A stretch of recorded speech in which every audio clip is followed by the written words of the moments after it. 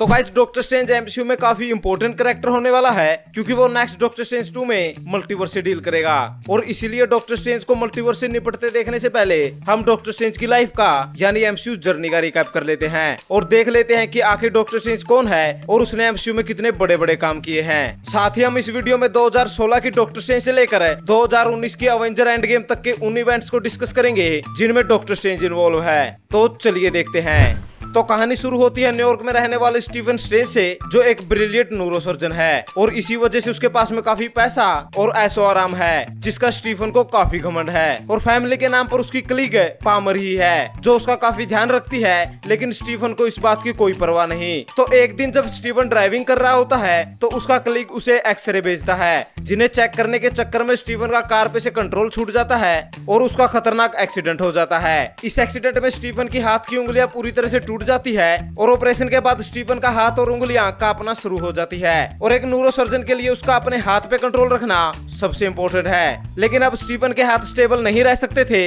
इसलिए स्टीफन को अपनी जॉब छोड़नी पड़ी और उसकी जॉब ही उसकी पहचान थी। इसलिए स्टीफन काफी तरीके अपनाता है ताकि उसके हाथ ठीक हो सके, लेकिन कुछ फायदा नहीं होता।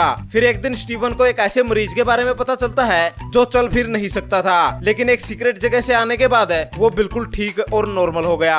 और फिर क्या था, स्टीफन उसे ढूंढ लेता है और उससे उस जगह का एड्रेस ले लेता है और वहां के लिए निकल पड़ता है। ये जगह होती है कामाताज, जो नेपाल में है। स्टीफन को कामाताज ढूंढने में काफी तकलीफ होती है और उसके यहाँ तक पहुँचने में सारे पैसे भी खर्च हो जाते हैं, लेकिन आखिर में स्टीफन वहां पहुंच जाता है जहां वो मोरडोक और यहाँ की गुरु माँ एंसेंट वन से मिलता है। एंसेंट वन स्टीफन को कामरताज के बारे में बताती है कि वो लोगों की बीमारी मैजिक से ठीक करते हैं। पहले तो स्टीफन को यकीन नहीं होता, लेकिन जब एंसेंट वन स्टीफन को अल्टरनेट डायमेंशन और मल्टीवर्स में ट्रैवल कराती है तो स्टीफन को यकीन हो जाता है। साथ ही एंसेंट वन बताती है कि वो अपने मैजिक को अल्टरनेट डायमेंशन से पावर लेकर यूज करती है और इस मैजिक से वो पूरे वर्ल्ड को प्रोटेक्ट करती है उन खतरों से जो अलग डायमेंशन में रहते हैं, जैसे डोरमामू।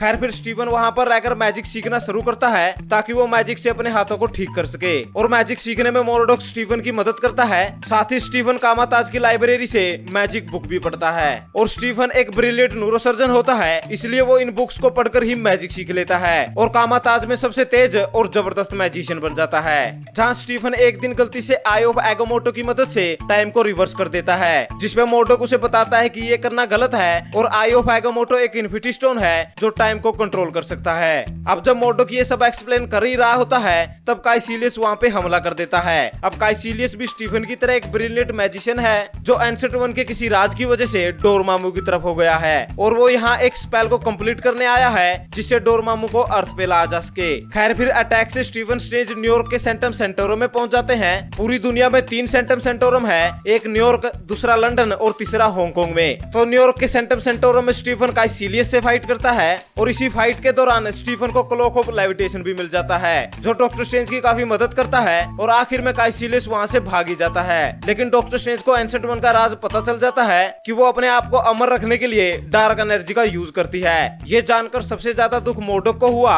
क्योंकि वो एंसेंट वन को सिर्फ ना अपना गुरु मानता है बल्कि अपना मेंटोर भी मानता है। लेकिन इससे पहले मोरडोक और डॉक्टर स्ट्रेंज सब कुछ समझ पाते, काइसिलियस वहाँ पे दोबारा हमला कर देता है, जहाँ डॉक्टर स्ट्रेंज और मोरडोक को बचाने के चक्कर में एंसेंट वन काइसिलियस के हाथों मारी जाती है और काइसिलियस लंदन और न्यूयॉर्क का सेंटम सेंटोरम भी डिस्ट्रॉय कर देता है। और ये जानकर डॉक्टर स्ट्रेंज हांगकांग के सेंटम सेंटोरम को बचाने के लिए जाता है, लेकिन जब तक ये वहां पहुंचते ये वाला सेंटम सेंटोरम भी डिस्ट्रॉय हो चुका होता है और डोरमामू भी अर्थ पे आने लगता है। फिर डॉक्टर स्ट्रेंज सब कुछ बचाने के लिए आई ऑफ एगोमोटो का यूज करके टाइम रिवर्स करना शुरू करता है, लेकिन डोरमामू टाइम के परे एग्जिस्ट करता है, इसलिए टाइम रिवर्स का कुछ खास असर नहीं होता। जिसके बाद डॉक्टर स्ट्रेंज डोरमामू के पास जाता है और वहाँ एक टाइम लूप बना के डोरमामू को उसमें कैद कर लेता है। अब डोरमामू टाइम के बियॉन्ड है, इसलिए डोरमामू टाइम लूप में फंसा रहता है और आखिर में डॉक्टर स्ट्रेंज और डोरमामू एक डील करते हैं, जिसके बाद डोरमामू काइसिलियस को लेकर वहां से चला जाता है। साथ ही डॉक्टर स्ट्रेंज एंसेंट वन की जगह यानी नए सोर्सर ऑफ सुप्रीम की जगह ले लेता है और न्यूयॉर्क के सेंटम सेंटोरम में रहकर दुनिया पर मंडरा रहे खतरों को देखना शुरू करता है। तो वही मोरडोक का मैजिशियन पे से भरोसा उठ जाता है और वो सभी मैजिक यूज करने वालों को मारना शुरू कर देता है। फिर कुछ टाइम बाद स्पेस में थैनोस थोर और लोकी पे अटैक करता है क्योंकि थैनोस को सारे इन्फिनिटी स्टोन चाहिए और थैनोस लोकी को मारकर स्पेस स्टोन ले भी लेता है, लेकिन हेमडाल ब्रूस बैनर को अर्थ पे डॉक्टर स्ट्रेंज के पास भेज देता है ताकि वो डॉक्टर स्ट्रेंज को थैनोस के बारे में बता सके। थैनोस के बारे में जानने के बाद डॉक्टर स्ट्रेंज टोनी स्टार्क के पास मदद के लिए जाता है और उसे सेंटम सेंटोरम में ले आता है। साथ ही डॉक्टर स्ट्रेंज टोनी स्टार्क को इन्फिनिटी स्टोन और थैनोस के बारे में भी बताता है। जहाँ ये सब बात कर ही रहे होते हैं कि थैनोस के बच्चे न्यूयॉर्क पे अटैक कर देते हैं क्योंकि उन्हें डॉक्टर स्ट्रेंज से टाइम स्टोन चाहिए। अब doctor strange, iron man, Bruce banner, Wong और स्पाइडरमैन सब मिलकर एवेनिमो और उसके साथी को रोकने की कोशिश करते हैं। जहाँ एंड में एवेनिमो डॉक्टर स्ट्रेंज को बेहोश करके अपनी शिप में ले जाता है और डॉक्टर स्ट्रेंज के पीछे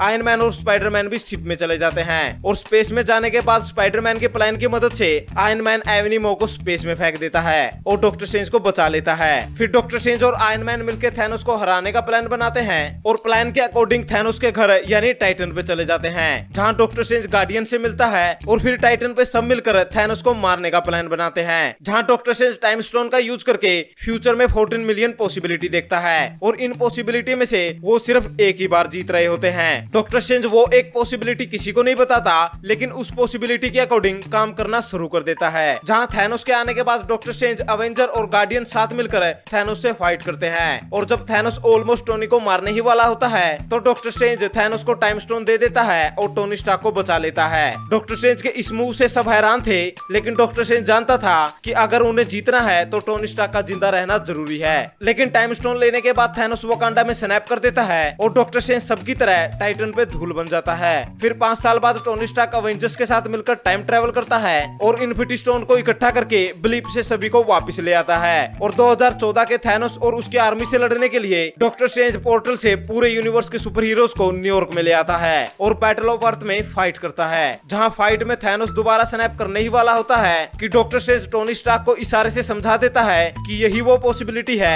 जहां वो जीत सकते हैं और फिर टोनी स्टार्क थैनोस से सारे स्टोन लेकर खुद स्नैप करके थैनोस और उसकी आर्मी को धूल बना देता है और अवेंजर्स को जितवा देता है। और फिर डॉक्टर स्ट्रेंज को हमने आखिरी बार टोनी स्टार्क के फ्यूनरल में देखा। अब डॉक्टर स्ट्रेंज की स्टोरी हमने यहीं तक देखी है। इससे आगे डॉक्टर स्ट्रेंज के साथ क्या हुआ ये उनकी next second solo movie doctor strange in the multiverse of the madness में देखने को मिलेगा और इस मूवी में उनके साथ स्कारलेट विच भी दिखेगी। साथ ही इसी साल रिलीज होने वाली स्पाइडरमैन नो वे होम में भी डॉक्टर स्ट्रेंज हमें स्पाइडरमैन के मेंटोर की तरह दिखेंगे। वैसे डॉक्टर स्ट्रेंज अभी एमसीयू में काफी लंबे टाइम तक दिखेंगे और वो एमसीयू के नेक्स्ट फेज में टोनी स्टार्क की तरह इंपोर्टेंट कैरेक्टर होने वाले हैं जो एमसीयू के हर एक इवेंट में इंटरफेयर कर सकता है। सो अभी इन दी एंड अगर आपको ये वीडियो पसंद आई तो इस वीडियो को लाइक और शेयर जरूर करें। साथ ही हमें कमेंट में अपना बेस्ट डॉक्टर स्ट्रेंज मोमेंट भी बताएं और अगर आपने अब तक हमारे चैनल को सब्सक्राइब नहीं किया है तो इसे जरूर सब्सक्राइब करें। Thank you guys, this is Vicky Seemar and you watching the Vicky सीमार।